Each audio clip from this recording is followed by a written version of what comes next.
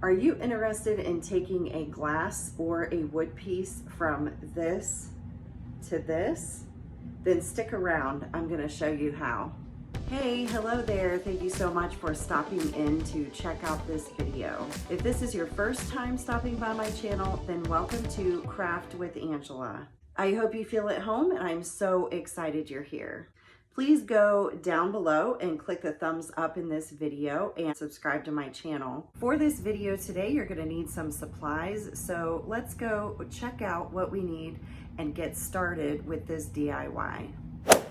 For this project today, you will need 3 different colors of chalk paint. White or cream would work. I'm using Ivory in this video. You want to use a gray. I'm using rock gray. And a brown. I'm using Fawn. It's the Waverly brand.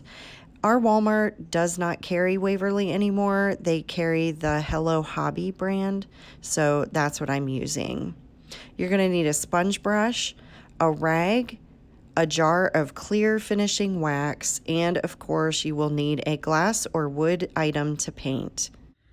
So when I apply the paint, I just tap it on, just get a coat on there.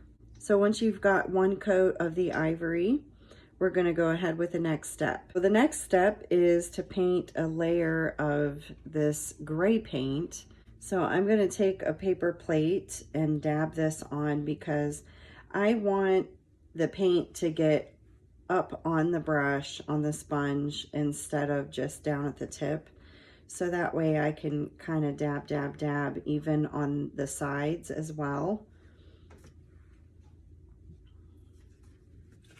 So just kind of get some on there and get your whole brush soaked up. And then we're going to take our glass with one coat and we're just going to tap, tap, tap. And it's up to you on how much gray you put on. You're going to be coating this again with another color. You don't have to be picky on how you get it on. So you can see how there are plenty of spots that are not getting painted, and that's fine. That's what we want.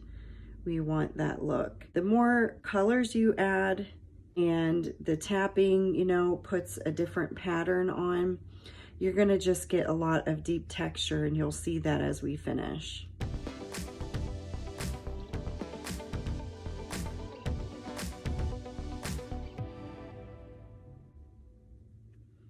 We're gonna set that to the side and let it dry. Once the gray has dried, we're gonna do another coat with a different color. I am gonna use Fawn. This was Waverly, so this is like an old, it's actually, the texture on this paint is bad because it's setting up. But they have another color from the Hello Hobby brand, and I believe it's like mushroom or wild mushroom, something like that. And it's similar to this, kind of like a dark taupe. So we're gonna kind of follow the same pattern we did before. We're going to get some of that paint and put it on here. All right, and we're just going to take our brush that is coated with the brown paint and we're just going to tap, tap, tap. Pat, pat, pat, tap, tap, tap. And you're going to notice that you will still see the gray shining through.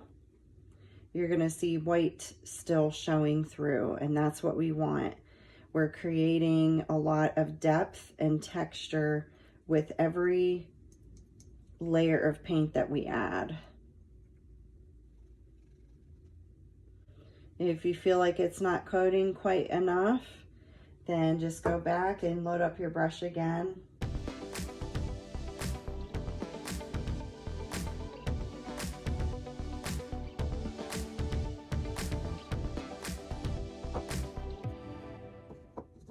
Once you've got a good coat of the brown on there, we're going to set this aside and let it dry.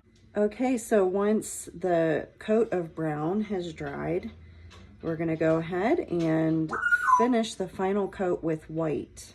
So I just put some paint here on a paper plate. I want to dab the brush to coat it with paint. So here we go. Let's put this final coat on.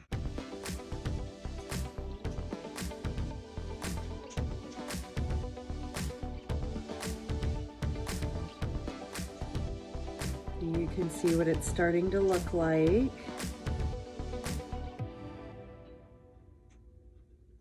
And it's up to you how thick you put the white on. A lot of times I go through and coat it, and then I go back and tap a little bit more.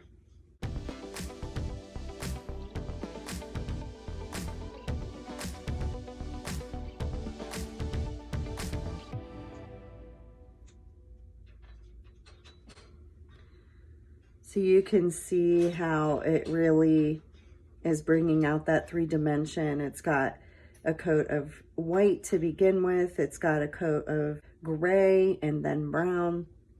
And then finishing it up with that white, it really just brings out a 3-dimensional look, and it looks very rustic and distressed. And you can see I'm kind of grabbing it by the bottom, so I'll just go back and tap that a little bit.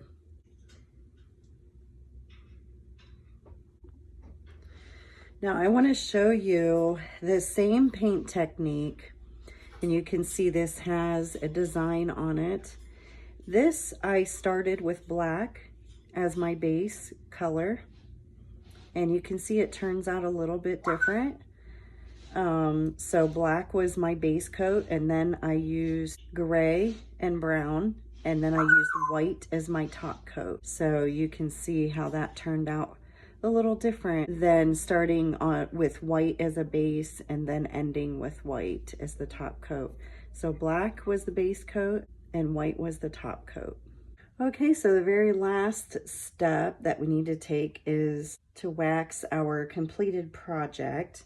So you're going to take your finished piece of painted glass and get a rag, and then I just tip it over, dump some wax onto the rag.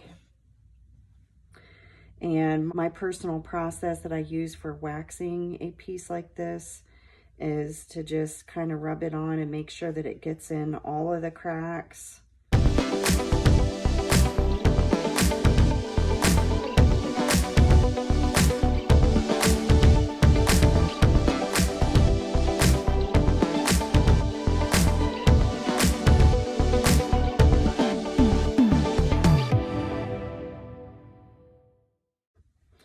And then once all of the wax has been applied, I like to go back and kind of buff it off immediately, because in my experiences, when I've waited to buff it, if it sets up too much, lint sticks to it and it doesn't come out nice. So I just buff it off immediately.